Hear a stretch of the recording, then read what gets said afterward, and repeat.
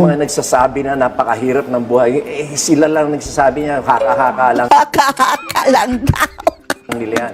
Pero ang katotohanan, Jesus. magpunta ka sa mga mall, punong-puno.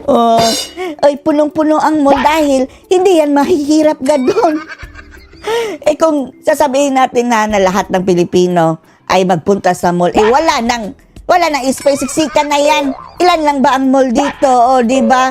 At kung titingnan mo, yan talagang nagpunta sa mall. Ang may kaya, hindi naman nilang sasabing mahirap sila. Ibig sabihin mga kababayan, tambay ito sa mall. Ibig sabihin, mataas ang purchasing power ng mga tao. Pumunta ka kahit sa mga probinsya, yung mga branches ng mga fast food. Bakit mayroon pa kayong poverty alleviation kung ganon? Jollibee, McDonald's, punong-puno. Punong-puno daw ang McDonald's.